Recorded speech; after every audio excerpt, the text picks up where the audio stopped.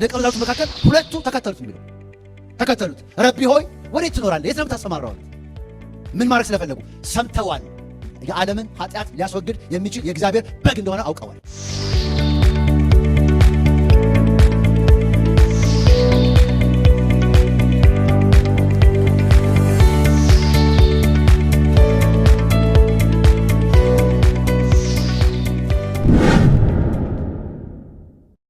የሚገርማችሁ ነገር በዚህ ሰዓት አለ 165 አፋሮች ውስጥ ለውስጥ ወደ ጌታ መጥተዋል አለ። ክብር ለጌታ ይሁን። 165 በአጭር ጊዜ ውስጥ ማለት ነው። በጌታ በኃይለኛ ስራ ላይ ነው ያለው። ስለዚህ ይህንን ወንጌል በሚመለከት እንግዲህ ይህንን ወንጌልን አደራ መወጣታችን ትልቅ ኃላፊነት አለብን። ወንጌል ሞጋች ነው። ወንጌል ሞጋች ነው። ወንጌል ተልእኳችን እጅግ አንገብጋቢ ስለሆነ ይህንን የወንጌል ሞጋች ስለሆነ ይህንን ወንጌል ሞጋችነቱን እያንዳንዱ ቻሌንጅ የሚያደርገው እያንዳንዱ ክርስቲያን መቀበል አለበት። እያንዳንዱ ቤተሰብ መቀበል አለበት። እያንዳንዱ ትውልድ መቀበል አለበት። ወንጌል እያንዳንዱ ቤተክርስቲያን መቀበል አለበት እና ይሄንን ቤት ኃላፊነት የሁላችንም ነው። ደስታ ለእኔ ኃላፊነቴ ነው። በቃ ለቤተሰቤ ኃላፊነቴ ነው። 5 ልጆች አሉኝ። 5ቱንም ልጆች እኔ ቻሌንጅ አድርጋቸዋለሁ። በጣም ጌታን አመሰግናለሁ። ሁላቸውም በዚህ ነገር ኢንቮልቭ እያደረጉ ነው። ለምን? እንደ ግለሰብ ኃላፊነት አለብኝ፣ እንደ ቤተሰብም ኃላፊነት አለብኝ። ያየሁትን ማሳየት አለብኝ። አሁን እያንዳንዱ ስራ አላቸው። እያንዳንዱ አሁን ሚሽነሪ ሰፖርት እያደረጉ ነው፣ አንዳቸው ሳይቀሩ። የመጨረሻ ልጅ አሁን ካናዳ ነው ያለው። ሚኒመም እኔ ጠብቅ ሚኒመም 10 ሚሽነሪ ሰፖርት አደርጋለሁ እያለ ነው። እግዚአብሔር ይመስገን። ስለዚህ ምንድነው ኃላፊነት አለብን። ኢት ኢዝ አ ቻሌንጅ። ኢየሱስ ክርስቶስ ይህንን ለቤተ ክርስቲያን ሰጥቶ ሄደው ኃላፊነት አሁን በእኛ ላይ ወድቋል። እኔ አሁን ምንድነው የሚጨንቅ ብትሉ አሁን 780 ሚሽነሪ ልኳል ሲባል ብዙ ፈጽሞ እኔ ረሃቤ አሁንም በቃ 700 አይደለ 7000 ነው። 7000 ከደረስኩ 70000 ነው። በቃ 700,000 በቃ ይሄንን በቃ ትልቅ ረሃብ ነው አለኝ። ለምንድነው ይሄንን የምትለው ብትሉ ምክንያት አለኝ። ምክንያቱም የቀደሙ አባቶች እንደዚህ ነው እንትን አሉት። ሐዋርያት ሥራ ምዕራፍ 20 ላይ ከቁጥር 28 እስከ 30 17 እስከ 38 ካለው ውስጥ እና ሐዋርያት ሥራ ምዕራፍ 20 ላይ ቁጥር 24ን እናነባለን። ቁጥር 24 ላይ እንደዚህ የሚል ቃል አለ። እሷን ብቻ አነባለሁ። ምን ይላል ጳውሎስ? እንዲህ ብሎኝ፣ ነገር ግን ሩጫዬን ከጌታ ከኢየሱስ የተቀበልኩትን አገልግሎት እርሱም የእግዚአብሔርን ጸጋ ወንጌልን መመስከር ይፈጽም ዘንድ ነፍሴ በእኔ ዘንድ እንደማትከብር እንደ ከንቱ ነገር ይቆጥራለሁ። እና ጳውሎስ ምንድነው ያለው? ከነፍስ ይበልጣል አለ። ከምግብ አይደለም፣ ከነፍሴ ትበልጣለች። በቃ ትሞታለህ ብሎ በየከተማው እስራትና መከራ ለሱ ተቸገራችሁ እንዴ? ለመሞቱ እንኳን አለ። ስለዚህ ወንጌል መሞትንም ጭምር የህይወትን ዋጋ የሚያስከፍል እንደሆነ እናለን። እንደገና ደግሞ ፊልጵስዩስ 1:27 ላይ ጳውሎስ ምን ይላል? ለዚህ ወንጌል እየተጋደላችሁ ለዚህ ወንጌል እንደሚገባ ኑሩ። ለዚህ ወንጌል እየተጋደላችሁ፣ ብዙ ተጋድሎ ያስፈልጋል። ወንጌል በቀላሉ አይደለም የመጣው። አባቶቻችን ሚስዮናውያን ብዙ ዋጋ ከፍለዋል። እግዚአብሔር አብ ልጁን ሰጥቷል። ኢየሱስ ህይወቱን ሰጥቷል። ሐዋርያት ነፍሳቸውን ሰጥተዋል። አንድ ሐዋርያ ብቻ ነው እንትን ያላለው። ሁሉም ሐዋርያ ሰማዕት ሆኗል። በጣም በሚያስገርም ከሁሉም ሐዋርያት በጣም የሚጨንቀ በጣም የሚዘገንነኝ ነገር አለ። ባርቶሎሜዎስ የሚባል ሐዋርያ ታውቃላችሁ? በጣም የሚገርመው ሳይገሉት በህይወት እያለ ነው ቆዳውን የገፈፉት። ለምን? ለዚህ ወንጌል ቆዳውን ተገፎ መጨረሻ ላይ ሰቅለው ነው የገደሉት። እና እነ ጳውሎስ እንደ ከብት ነው የታረዱት። እነ ጴጥሮስ ተዘቅዝቀው ነው የተሰቀሉት። ስለዚህ ለዚህ ወንጌል እየተጋደላችሁ እንደሚገባ ኖሩ። ስለዚህ የትም ዓለም ብንኖር፣ አሜሪካ ብትኖሩ፣ ኢትዮጵያ ብንኖር፣ በርሙዳ ትራንግል ውስጥ እንኳን ብንኖር ለዚህ ወንጌል እንደሚገባ መኖር ቻሌንጅ ነው። መንፈስ ቅዱስ በቃ ይሞግተናል። ለዚህ ወንጌል እንደሚገባ ኖሩ። ያ ብቻ ደግሞ አይደለም። በጣም የሚገርማችሁ 1 ቆሮንቶስ 9:21 ላይ ጳውሎስ ምን አለ? ለደካማ እንደ ደካማ፣ ለግሪክ እንደ ግሪክ፣ ለአይሁዳዊ እንደ አይሁዳዊ፣ ለተማረ እንደ ተማረ፣ ላልተማረ እንዳልተማረ ለሁሉም ሆንኩኝ አለ። ምን ብሎ ይናገራል መሰላችሁ? በሁሉም መንገድ አንዳንዶች ይድኑ ዘንድ። በሁሉም መንገድ በቃ በሁሉ ጳውሎስ ለዚህ ወንጌል አይደንቲቲውን ነው ቀየረው። የሚገርም ነው። ወንጌል አይደንቲቲን ያስቀየረ ነው። የሚገርም ነገር። ስለዚህ ለዚህ ወንጌል ኢየሱስ አይደንቲቲውን ቀይሯል። አምላክ ሰው ሆኗል። ከሰው ወርዶ ባሪያ ሆኗል። ከባሪያ ወርዶ ለመስቀል ሞት እንኳን የታዘዘ ሆኗል። በዛ ግን እኛን አድኖናል። ክብር ለጌታ ይሁን። ለወንጌል የምንከፍለው ዋጋ ይመነዘራል። በክብር ይመነዘራል። በበረከት ይመነዘራል። ለወንጌል የምንለፋው ልፋት እንዲሁ እንትን አይደለም። እኔ አሁን ለምሳሌ እኔ ድሮ መኪና ነበረኝ። እኔ እዚህ አሜሪካ እንድኖር ብዙ በቃ እዚህ ኑር ሲባል እውነትም ስጋዬ በጣም እየፈለገ እግዚአብሔር ኢትዮጵያ ይለኛል። ከዚህ ካናዳ አገር ሲሄድ ካናዳ ላይ በጣም እንዲህ አይነት ጥሩ ቸርች፣ በጣም ደስ የሚል ቸርች አግኝቼ በቃ ፓስተር ሁንልኝ ስሉ ኢትዮጵያ ሄድ ይለኛል። እንደውም አንድ ቀን ባለፈው በቅርቡ ካናዳ ነበርኩና እኔ አንተ እኮ ያን ጊዜ ጥለህ ስትሄድ አለ ጥለህ ስትሄድ ምን አይነት ክፉ አረመኔ ሰው ነው ብያለሁ አለ። እያለቀስን ስንለምን ጥለህ ስትሄድ አለ። እውነትም እኔ በጣም ይወዳለሁ። በጣም የሚገርማችሁ ነገር ኢትዮጵያ ሄጄ የኢትዮጵያ ቃለ ሕይወት የሚባል የግሎባል ሚሽን ዳይሬክተር አድርገው መኪና ሰጡኝ። እሱንም ጥለህ ውረድ አለኝ እና ጥለህ ውረድ አለኝ። ገጠር ገባሁ። እስከ ዛሬ ድረስ መኪና የለኝም። ግን ክብር ለጌታ ይሁን። እቺ ደይ ነፍስ እየዳና ነው። አሜን አሜን። ምንም ነገር ከምንም ጋር ሊወዳደር አይችልም። ስሙ የተባረከ ይሁን። አረ ወንጌል ከምግብ ይበልጣል። ወንጌል ከመኪና ይበልጣል። ወንጌል ከምቾት ይበልጣል። ሄይ ወንጌል ያድናል። ሃሌሉያ። ስሙ የተባረከ ይሁን። ወንጌልን ሰርተን ኪሳራ የለም። ወንጌልን ሰርተን ሃሌሉያ ውርደት የለም። የክብር ክብር ነው ወንጌል። አሜን። ስሙ የተባረከ ይሁን። አሜን ሃሌሉያ። በወንጌልስ ምክንያት አነግድም። በወንጌል ምክንያት አናጭበረብርም። በወንጌል ምክንያት አናምታታም። ወንጌል ኃያል ነው። ወንጌል ያድናል። ወንጌል ይታደጋል። ነፍስን ከገሃነም ወደ መንግሥተ ሰማይ ያስገባል። ክብር ለኢየሱስ ይሁን። ኢየሱስ ከሰማይ ወረደ። አምላክ ሰው ሆነ። ወደ ሞተ መቃብር ላይ ወረደ። ነገር ግን የሞቱትን አስነሳ። ሃሌሉያ አሜን አሜን። ወንጌል ሕያው ነው። ወንጌል ሙታንን ሕያዋን ያደርጋል። ሃሌሉያ ሃሌሉያ ሃሌሉያ። አሜን አሜን አሜን አሜን። ወንጌል በመኪና አይለካም። ወንጌል በቤት አይለካም። ወንጌል በዘር አይለካም። ወንጌል በጎሳ አይለካም። ወንጌል በአገር አይለካም። ወንጌል በቴክኖሎጂ አይወዳደርም። ወንጌል ይበልጣል። ወንጌል ይበልጣል። አሜን። አረ ወንጌል ይበልጣል። አሜን አሜን አሜን አሜን አሜን አሜን አሜን። ለወንጌል መራብ ከጥጋብ ይበልጣል። ለወንጌል መዋረድ ከክብር ይበልጣል። ለወንጌል ማጣት ከማግኘት ይበልጣል። አረ አሜን አሜን። ኪሳራ አይደለም። አሜን አሜን። ለወንጌል መሰደብ ክብር ነው፣ ዝና ነው። አሜን አሜን ሃሌሉያ አሜን አሜን። አረ አሜን አሜን። ብዙዎች ወንጌልን ስለሸቀቃቀጡ ወንጌል በዛ አይለካም። it is unique ኢየሱስ የኖረለት ወንጌል። ጳውሎስ ሁሉን እያጣ መከራን እየተቀበሉ እየተቅበዘበዙ ሃሌሉያ አሜን። በዋሻ በተራራ በጉድጓድ ተረትና መዘበቻ የሆኑ ለዚህ ወንጌል ኖሩለት። ስሙ የተባረከ ይሁን። ይህ ወንጌል ያድናል፣ ያድናል፣ ሙታንን ሕያዋን ያደርጋል። አረ አሜን አሜን አሜን አሜን። በወንጌል ስም ነግደን ቤት አንሰራም። በወንጌል ስም ነግደን አረ ወንጌል ይለያል። አሜን አሜን። it is unique። አሜን አሜን። አንዳንዶች ስለሚያደርጉ እንዳታዝኑ፣ ተስፋ እንዳትቆርጡ። የኛ ወንጌል ሌላ ነው። መነገጃ አይደለም። ሙታንን ሕያዋን የሚያደርግ ነው። የወደቁትን የሚያነሳ ነው። የጨለመባቸውን የሚያበራ ነው። አሜን አሜን አሜን አሜን። still it is alive። ዛሬም ሕያው ነው። ዛሬም ሕያው ነው። የጳውሎስ አምላክ የደስታ አምላክ ነው። የስ አሜን አሜን። የስ አሜን አሜን። የስ አሜን አሜን። ክብር ለኢየሱስ ይሁን። አሜን አሜን። ክብር ለጌታ ይሁን። አሜን አሜን አሜን አሜን አሜን አሜን። ጳውሎስ እንደዚህ አለ፣ አንተ የትምህርት ብዛት አሳብዶሃል አለ።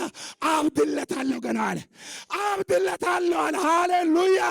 ወንጌል ያሳብዳል፣ እናንተንም ያሳብዳችሁ፣ ያሳብዳችሁ በጌታ በኢየሱስ ስም፣ ያሳብዳችሁ በኢየሱስ ስም። እረፍት ይከልክላችሁ። አሜን አሜን። ሚስቤቭ ያድርጋችሁ። ሃሌሉያ! አረ አሜን አሜን። እስቲ ወንጌል በሉ እስቲ አንድ ጊዜ፣ ይበልጣል በሉ አንድ ጊዜ፣ ወንጌል ይበልጣል በሉ። አሜን። ወንጌል ይበልጣል፣ ከምግብ ይበልጣል። አሜን አሜን አሜን። ጋስፐል ኢዝ አባውት ኢተርኒቲ፣ ስለ ዘላለም ነው። አሜን አሜን። ክብር ለስሙ ይሁን። ኢት ኢዝ አባውት ኢተርኒቲ፣ ስለ ዘላለም ነው።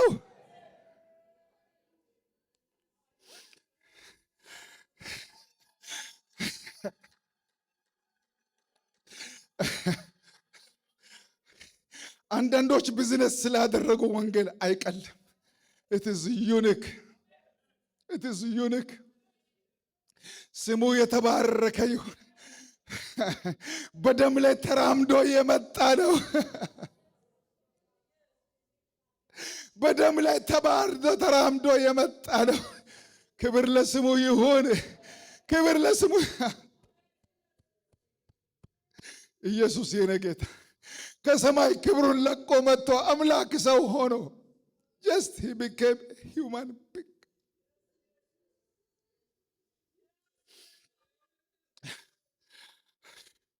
እና ያው እንኳን ደም ግባት የለው፣ ደም ግባት የለው።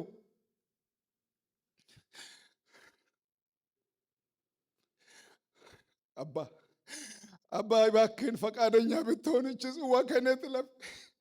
ልጅ ምን ላድርግ? ወዳለው ግን you have to die, you must die። ወዳለው ግን ምን ላድርግ? ህዝብ ከሚጠፋ ሙት።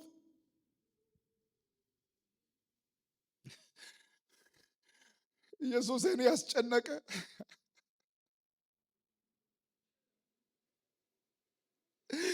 አባቴን ያስጨነቀ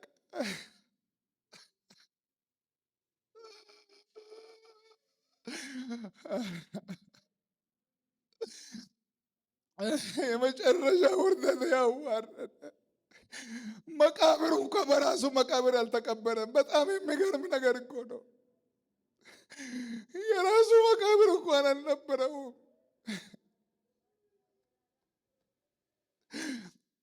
ሰው እኮ አፈር ውስጥ ነው የሚወርደው፣ እርሱ ግን ወደ ሲኦል ነው የወረደው። It is for the sake of this gospel. It is for my salvation.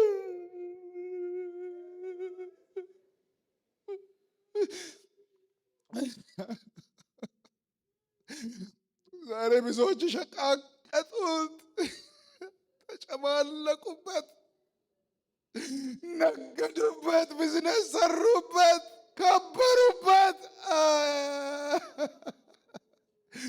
እንደፈለጉ ዘረጠጡት። But it is unique.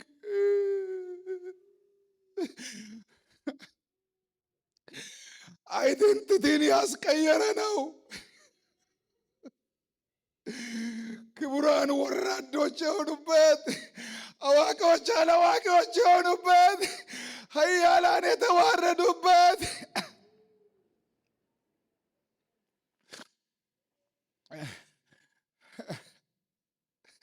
ይሰብዳስ አዳነን፣ አዳነን። ስሙ ይባረክ። ሰው አረገኝ፣ እኔን ሚኒንግፉል ላይፍ ሰጠኝ። ስሙ ብሩክ ይሁን፣ ስሙ ብሩክ ይሁን። ውበቴ እንኳን በሱ ነው፣ ክብሬ በሱ ነው።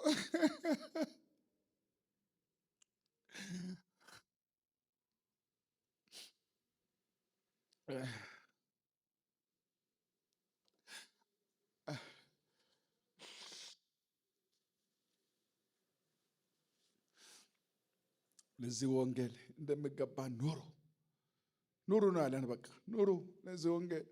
እንደሚገባ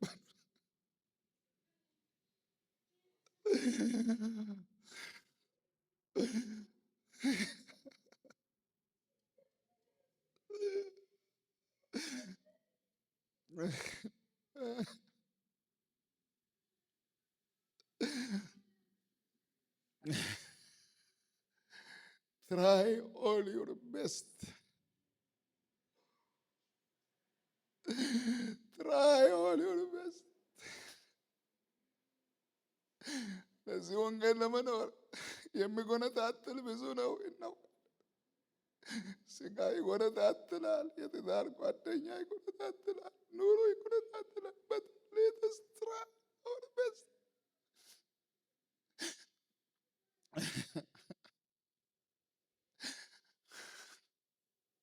Try your best. Let us try our best.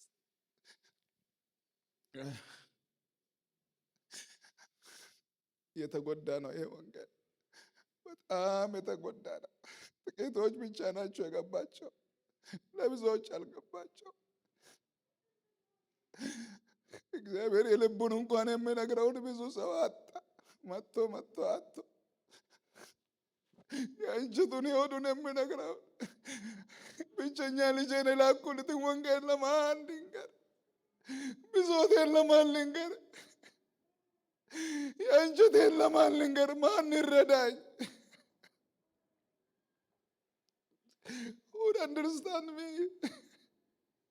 ማን ይግባው? ማን ይግባው?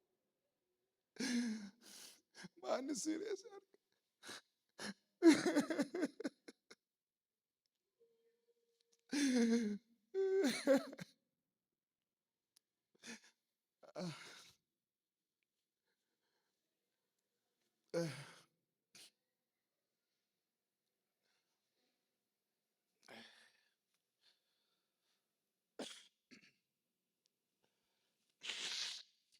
እሺ ተባረኩ። በቃ ቶሎ ብዬ ልጨርስና ወደ ከሰዓቱ እንመጣለን። ይቅርታ።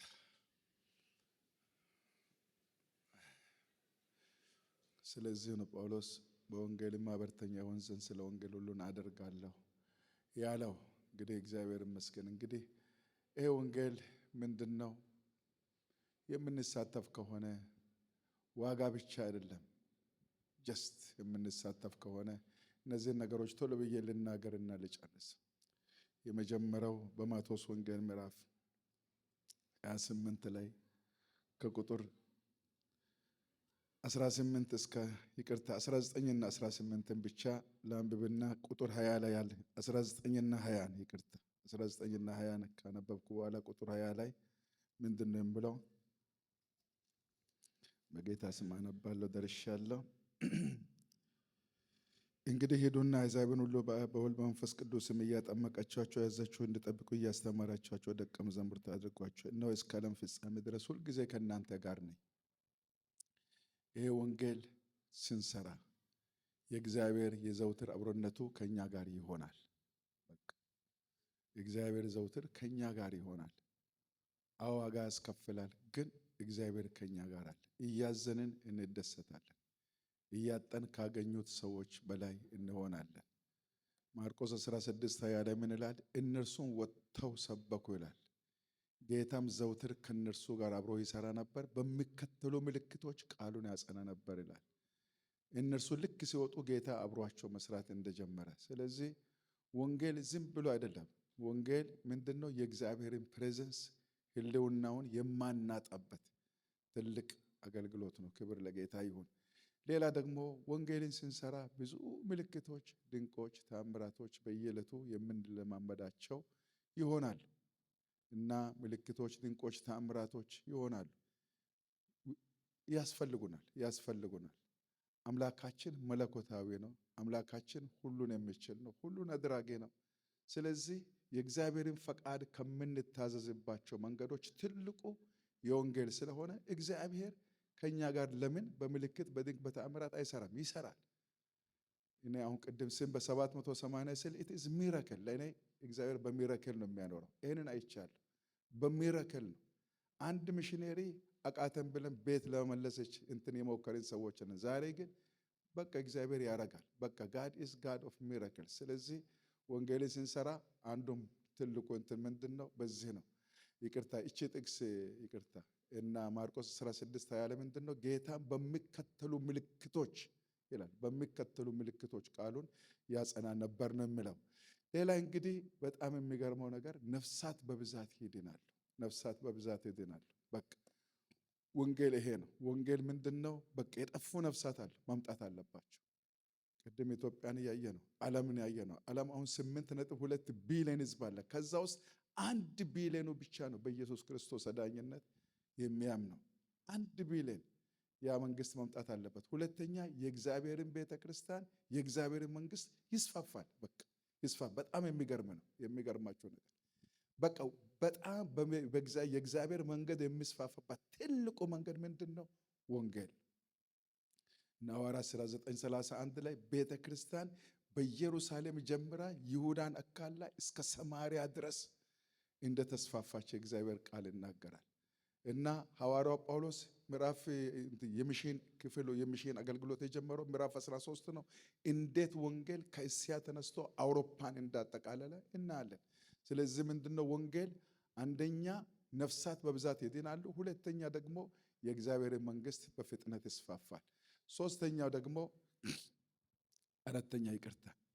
አራተኛ በወንጌል የምንሳተፍ ከሆነ በሰማያዊ ቤታችን ለዘላለም እንደምቃለን። እና ይሄን ጥቅስ ደርሼ ባነብ ደስ ይለኛል። ሁልጊዜ በጣም ያረከኝ ሁልጊዜ በጣም ማለት እንደው ያረከኛል ከመጠን በላይ ያረከኛል። እና ዳንኤል ምዕራፍ 12 ላይ ከቁጥር 3 ላይ ምንድነው የሚለው? ጥበበኞቹም እንደ ሰማይ ጸዳል ብዙዎችንም ወደ ጽድቅ የሚመልሱ እንደ ከዋክብት ለዘላለም ይደምቃሉ። አቤት ከኔ በኋላ ትላላችሁ። ጥበበኞቹም እንደ ሰማይ ጸዳል ብዙዎችንም ወደ ጽድቅ የሚመልሱ እንደ ከዋክብት ለዘላለም ይደምቃሉ። ክብር ለጌታ ይሁን። ተመልከቱ፣ በቃ ይሄ ነው ብዙዎችን ወደ ጽድቅ የሚመልሱ እና እግዚአብሔር ይመስገን። የመጨረሻው በምድር 100 እጥፍ በሰማይ የዘላለም ሕይወት ይጠብቀናል። አሜን። ኧረ አሜን በሉ። አሜን አሜን። በምድር ስንት? 100 እጥፍ በሰማይ ይሄ በቃ ጌታ ኢየሱስ ክርስቶስ ነው ይሄንን ያለው። ጌታ ኢየሱስ ክርስቶስ ይሄንን ወንጌል እንትን የምታደርጉ ከሆነ ይሄንንም አነባለሁ እና ማርቆስ በሚያስገርም ሁኔታ ነው ያንን የጠቀሰው። ማርቆስ ወንጌል ምዕራፍ 10 ላይ ከቁጥር 28 እስከ 30 ባለው ላይ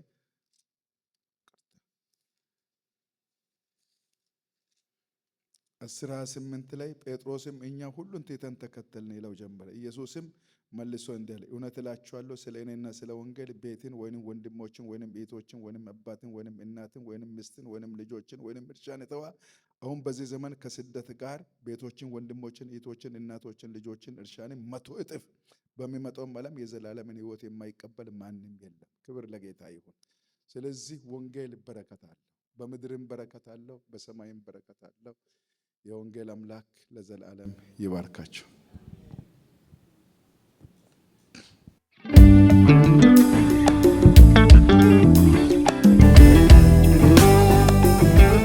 የኢትዮጵያ የክርስቲያኖች ኅብረት ቤተ ክርስቲያን በላስ ቬጋስ ኔቫዳ